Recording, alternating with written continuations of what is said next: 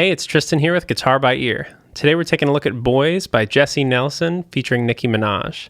We've got three main parts to this song. We have an intro riff, then we have a verse riff, and then we have some chords later on. We're going to be in the 9th position for this song, so that means our pointer finger's lined up with the 9th fret on the dot, middle finger's lined up with the 10th fret, ring finger with the 11th, pinky with the 12th fret. We're going to be using the F sharp minor pentatonic scale. So we have our pointer finger on string 5. We have our pinky on string 5 as well on the 12th fret. And then on the 4th string we have pointer and ring finger. On the 3rd string, pointer and ring finger. And then on the 2nd string we have our middle finger.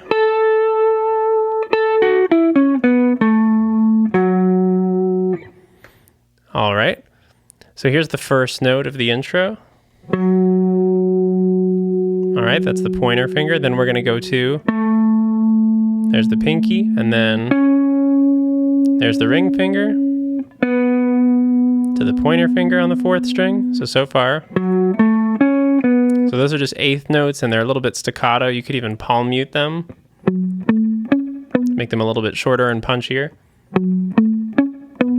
Then we're going to go back down to the pinky and the pointer finger. 1 E and, 1 E and, And on the we're going to go to our ring finger on the 4th string. So we have 1 and 2 and 3 E and 3 E and And then at the end of the measure, we're going to have 4 and. So it's the pointer finger on the 4th string doing a finger roll to the 3rd string. So to count that first measure slowly, we have 1 and 2 and 3 E and 4 and. Then the second half of that first measure is going to keep repeating for the next measure. So we're going to have that pattern with the pinky to the pointer to the ring. So we're going to have 1 E and 2 and. There's that finger roll with the pointer finger. And then same thing again for 3 E and 4 and. 3 E and 4 and. So from the beginning, here's the whole intro. 1 and 2 and 3 E and 4 and 1 E and 2 and 3 E and 4 and. All right, now let's go on to the next riff when the verse starts. So we've got, there's the first measure. So we're going to do 2 8th notes on Do on our F sharp on the 5th string. Then we're going to skip a string with our pointer finger and go down to the 3rd string. And then we're going to go to our middle finger on the 2nd string. And then we're going to go to our ring finger on the 3rd string. And we would count that 1 and 2 and 3 and 4 E and 4 E and. So that comes in a little bit sooner after the foot tap than the previous couple notes, which come in on the and. This comes right in on the E. 1 and 2 and 3 and 4 E and. And then the second measure is going to go. All right. So we have 2 8th notes, and then we have some muted 16ths, down, up, 2 more 8th notes, and then 4 more muted 16ths. So we have Te Do on the 3rd string, pointer to ring, down, up, and then we're going to go Te to So. So back to the pointer finger on Te on the 3rd string, down to the ring finger on So on the 4th string. Right, just muting the string by relaxing my finger and picking down, up. So that first half of the riff goes.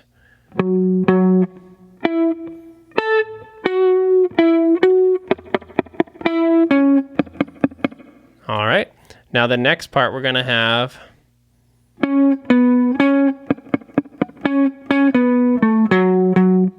All right, so that's the 3rd measure going into the 4th measure.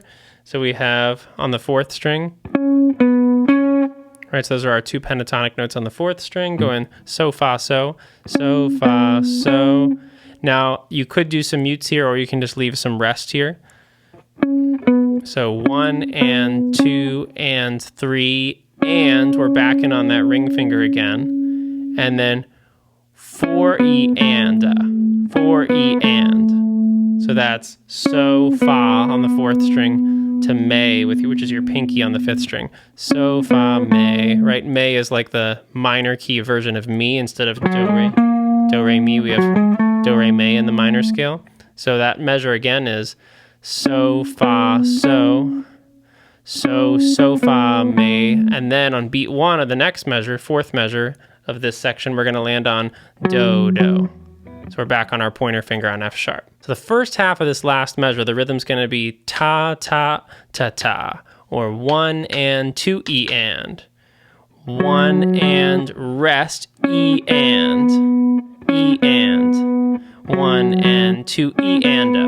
So we hold that note for E and a. Then the last 2 beats of this measure, we're going to have 3 E and a 4 E and, 3 E and a 4 E and. So that's on the 5th string going between the pinky and the pointer finger.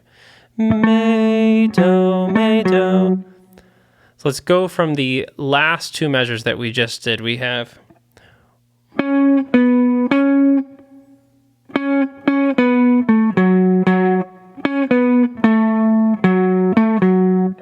right, if you need to slow that down, repeat that, take your time. Now, the next part of the song is going to be the exact same riff repeated again, but with a slightly simpler ending, because it's getting ready to go into a new section after this. It's going to repeat the first part, the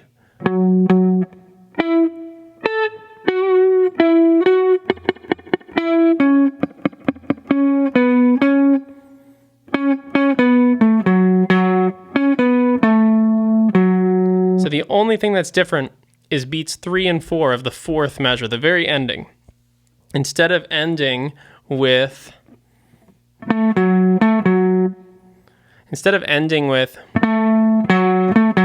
E and a 4 E and, it's just going to end with 3 4, just 2 quarter notes, right? So that last measure the second time is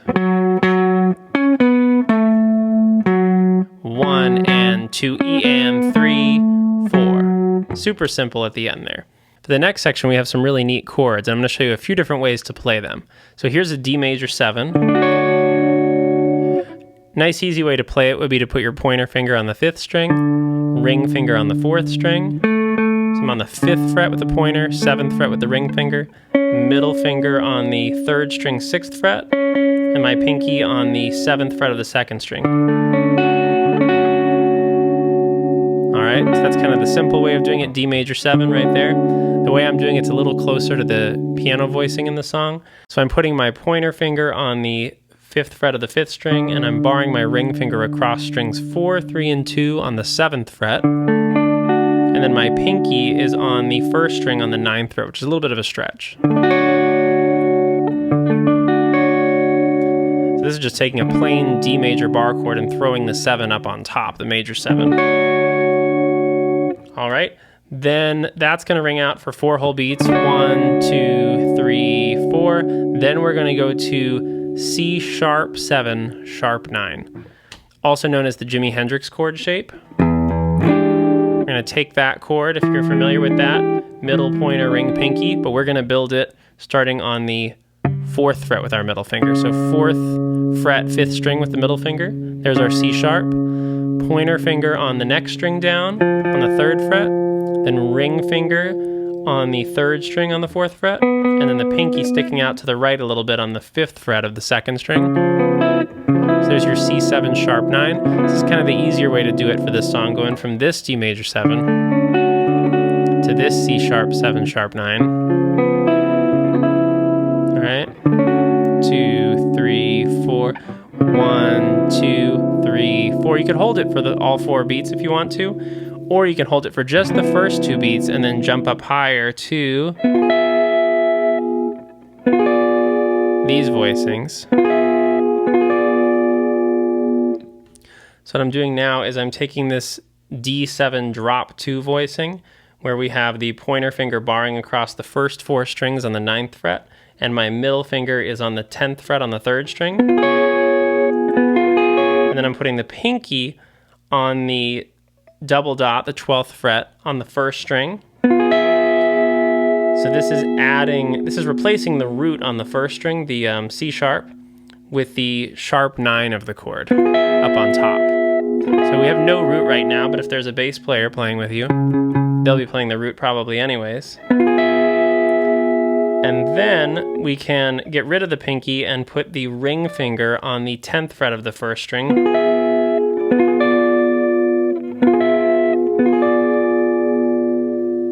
So we're turning this C sharp 7 sharp 9 into a C sharp 7 flat 9. Sharp 9 going to the flat 9. And then we're going to land on an F sharp 7 sus 4. You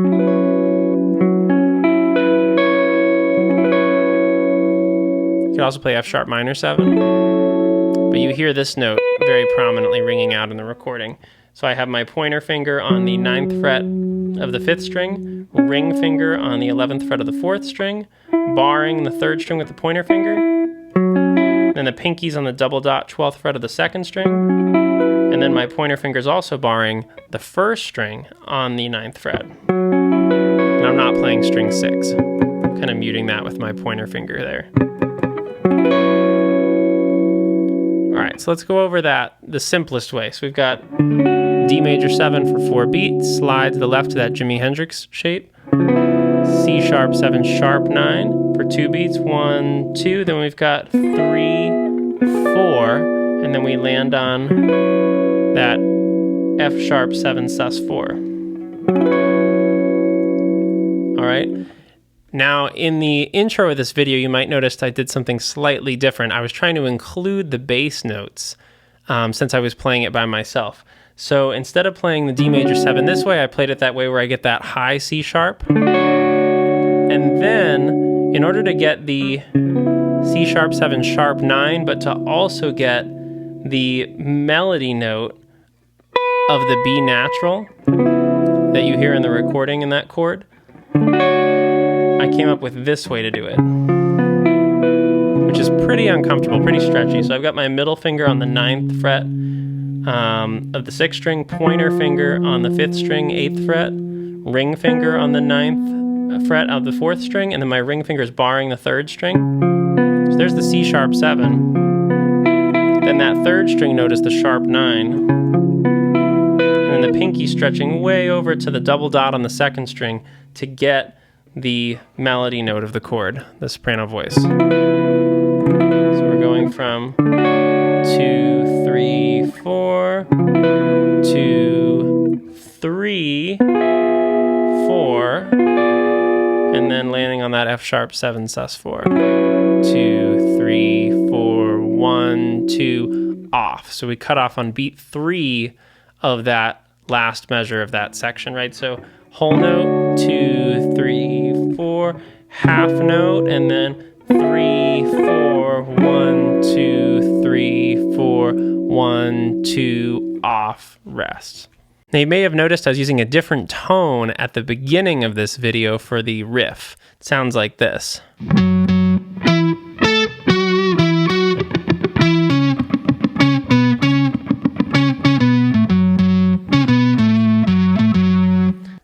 So what I did there is I'm using this new pedal I just got, the HX Stomp XL. I'm sure some of you out there have been using maybe the regular HX Stomp, or maybe some of you have the XL. I just got this a few weeks ago and just getting comfortable with it, trying it out. But it's been great. Got to use it for a gig or two already. So what I did is I heard in the recording that there are some octaves happening with this guitar part. It really sounds more like a synth part, actually, that riff. And so what I did is I split the signal, and I might actually throw up a picture of it so you can see what I have as my signal path. But I split the guitar signal, and I sent the pitch down octave to a separate bass amp, and then it rejoins back into one signal. And if any of you are interested in trying that preset out, I can leave a link in the description down below. If any of you are interested in trying out this pedal, I'll leave a link as well to that. So once again, I'm Tristan. This is Guitar by Ear. Please be sure to hit like and subscribe if this video was helpful for you. See you next time.